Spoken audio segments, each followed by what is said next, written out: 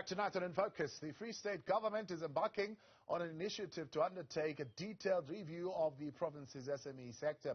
This could include a limit to areas of trade by foreign nationals, an investment incentive for municipalities to support local procurement, and quota system for big retailers. It follows a similar strategy promulgated by the Gauteng Premier David Makhura last month. The Township Economic Development Bill is what they call it. Let's talk a little bit more now. Here to elaborate on that strategy, the Free State MEC for Economic Small Business Development, Tourism and Environmental Affairs, MEC Makalo Mohale.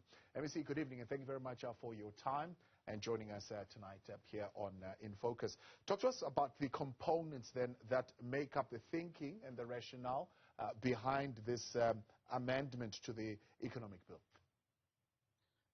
Good evening, Thabo, and your viewers. Indeed, the Free State Provincial Government has came up with a draft piece of legislation which seeks to address a number of issues which we have encountered in our function of SME development and growing of the economy. As you would know, that the role of government in the main is to ensure that there is growth in the economy. At the same time, is to ensure that there is transformation. One of the issues that we had to confront and be frank about is that there's always an outcry about the issue of the markets. Many of our small businesses, they are struggling to make it due to the fact that there are still some complexities and monopolies and barriers to entry. That is why most of them in the first year or so, they collapse because the bigger markets are not friendly to them. But secondly, we needed to also protect the little businesses that are there, which our people are relying mostly on. And thirdly, we needed to come up with another measure which will ensure that we use our strength as government in the process of economic stimulation. So in that way, the bill that we have brought, it goes more wider than about the township economy. It's more of an integration of all the measures that are brought together to give them the legislative authority. If one can run through them, one, it speaks about the power that will be conferred to the provincial government to ensure that it uses its procurement muscle in the development of SMEs. In that way, it will require that all the commodities that are consumed by provincial government to be those that are produced within the borders of the Free State. One would remember that when we speak of the issue of the local content, as currently now in the promulgated by National Treasury, the locality is defined in the context of South Africa. But we are saying as a provincial government, because we have responsibility to ignite and grow the economy in the Free State, to say we are further taking it down, our locality to be within the provinces, so as to ensure that manufacturing and industrialization process takes place within the borders of the Free State. Yeah. So before you move to that, so stay with that. The Free State spent 37 billion rands on goods and services, you're saying, between 2015 and July 2021. You're citing targeted businesses here, including bars, nightclubs, chisanyama, cell phone repair shops, courier services, beauty salons, tuck shops, and so on and so forth. How do you actually envisage that these types of businesses would benefit from this procurement? In that way, one, we have taken a decision as a provincial government to say one of our strategies is to re-industrialize, meaning that we are focusing on increasing manufacturing activities in the province. If you look at the nature of our economy in the Free State, most of the products that are consumed across, not only in government, even by ordinary consumers, are those commodities which have been sourced outside the province of the Free State. So much as we, in the past, we used to be strong on agriculture, among others, and the mining. The fact of the matter is that we still extract all of those commodities and they get processed and value added elsewhere in other provinces and come back to the Free State as finished commodities. So that had an impact on the province, on the economy of the province, in that we are unable to benefit from the value add within the value chain. Now, what we said as a province is that we have came up with a strategy that is called value chain transformation model. in which we want to ensure that all of those small businesses, black in particular, they participate in all the value chains, as opposed to currently now, if one may also come back to the issue of the government spend. Most of our small businesses only participate on the last stage of every economic value chain, whereby theirs is just to buy the finished goods and sell to government. So we're saying we want black participation, those particularly from the Free State, in the entire value chain of the commodities, from the moment that we extract the primary goods through the processes of transformation of commodities through manufacturing. It must be here till the end. So those businesses that you have indicated, we said those are part of those that are still in the hands of our local people. So we need to protect them, because our role as government is to be responsive to the needs of the people. Most of our SMEs and local businesses, they have come to us, and we also are able to see it that they are getting out of the business, particularly those that were their last hopes, because there has not been a strong regulatory regime insofar as regulating who enters and who participates in the local economies. Right. So we're saying we will bring some quotas, but the rule of thumb is we will only allow foreign ownership if they bring specialized scheme. For an example, if you take the taxi business, our people are able to run the taxi business. If you look at the salons, if you look at all the other retail activities, there is nothing special that requires someone to be to come outside the country or to come out of the province to do that. So we're saying, as a provincial government, we will strengthen the licensing regime to ensure that the businesses to operate license are only for those that are from the Free State, and only those skills, to the extent that they are needed, will then bring quotas for them to come and operate in the Free State. And how are you going to regulate that? So I understand what you mean. So you're saying that, for example, if you want to now get a license to operate a beauty salon, which means that space would now also need to be regulated.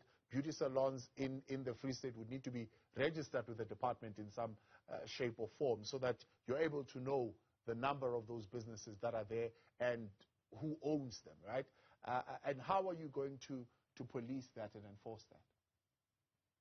The legislation that that is currently now that we have introduced in the provincial legislature, if passed, it will give power to the provincial government to set the norms and standards for the municipalities. As you are aware that in terms of Businesses Act, the authority to license businesses vests with the local government.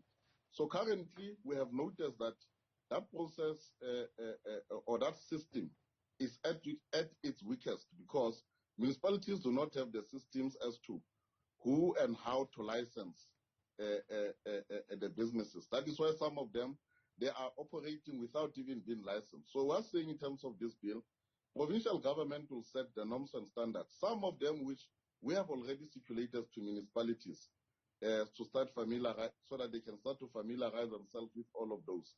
When promulgated, they will then be able to implement the licensing regime in terms of that. And part of what is contained in those norms and standards, as things are now, requires one to have a bank account, requires one to be fully compliant with the legislation, such as the revenue services. People must be able to send the returns, because one of the issues that we have noted, you have the South African businesses that are run by the law-abiding citizens who spend money every year to ensure that they have their books in order. They can be very loyal and be able to disclose lawfully to the revenue services, and their money being taxed. But there's also another unfair competition by these ones who are operating illegally and unlawfully, who are not known by the receiver, whom we don't know where their money goes, whose money is not even taxed. Even those commodities that they source, they can't even be traced to check whether they are illicit or not, because part of the operations that we have undertaken, we have realized that those that are operating unlawfully, they are actually even endangering the lives of the consumers, because part of their products that they source are not conforming to any legislation, are not conforming to any standard. So we're saying we need to end that and ensure that the economic and the business environment is very level, particularly in favor of those law-abiding citizens. So with those registration regime that we will put in form of norms and standards to be followed by municipalities, we will ensure that only those that are lawful in the country either in form of citizenship or those that are having a permission to do so in terms of the Home Affairs issues. They are the only ones that operate, and we don't want anyone to operate when we don't know where that person comes from, where is he doing with his money, so that that money can also be taxed like all of those, but in the main, so that we can cap to ensure that only those activities where we don't have expertise as the Free Staters are allowed to be in the province. Yeah. Are those quotas in line with the ownership quotas nationally? One, that's the first question. But the second question is, are those quotas only going to be implemented for small businesses in townships, or are you talking here even large manufacturers that you would set a cap on how many big factories would need to be built by locals as opposed to foreign nationals? Yes, some of them are aligned to national quotas because we always try to ensure that there is no conflict between the provincial and the national legislation. But to a large extent, there is no one-size-fits-all. There is a differentiation approach insofar as the different sectors and commodities are concerned. In terms of the job creation, the size and the nature of commodities, those are the things that will be alive to when we make all of those quotas. But as I'm saying, the rule of thumb is that only those that will bring the skills which we do not have in the province will be permitted, to the extent that we do not have that particular skill or we need that expertise. Yeah. And you speak then of a municipality in the province that must put in place an investment incentive policy aimed at promoting investment. Expand on that. What do you mean by that? Yes. When I started, I indicated that the provincial government came up with a measure of ensuring that there is an integration of economic activities. And one of those important stakeholder or a sphere is a local government sphere, because all the local economic activities takes place in municipalities. But in most instances, we have realized that municipalities, they are falling behind insofar as their policies. For an example, when you want to take an investment to a particular area, you will find that the environment is not conducive in terms of economic infrastructure, in terms of the cost of doing business, as it has been the responsibility and the program of government to ensure that it creates a conducive environment for business. One of them is to ensure that there is a seamless process in terms of starting from the regulation, secondly, from availability of economic infrastructure. So we're saying the incentives should not only come from the province or national government, but municipalities, because they are better positioned in terms of the land that is available, in terms of the charges that relate to the cost of business, like the services, water, electricity, and all the rates, because to a large extent are the ones that determines whether the area is suitable for investment. So we're saying we're taking municipalities to be part of the entire sector economically, that play a role in ensuring that the environment is conducive. So we're saying there has to be some uniformity, or at least a common approach in terms of incentives, because once we have an incentive in one municipality and you don't have it on another one, it means it might create unnecessary competition amongst them. But what we really want as a provincial government is to ensure that all our municipalities, in terms of our economic planning, they all benefit and they can all participate meaningfully in the process of growing the economy, so that people do not see a need to move from the small towns to the bigger towns for opportunity. So we're trying to create even the smallest municipalities to also be the areas of choice insofar as economic activities. Yeah. And one of them is the incentives, which will provide a framework for. How are you going to support those SMEs in the province whose barrier to entry is finances? Saying, we hear the MEC, we would actually want to participate in the value chain. For example, correctional services, we want to supply meat there, but we don't have money right now for an abattoir or even a farm where we could keep our livestock. How are you going to support those SMEs who want to participate in the value chain, but access to finance is a barrier? Yeah, currently as a department or provincial government through this department, we are having a number of incentives and the support that we give to the businesses. Where possible, some of them, they also benefit from our incentives program, where we assist them to set up, because we said they must go to manufacturing.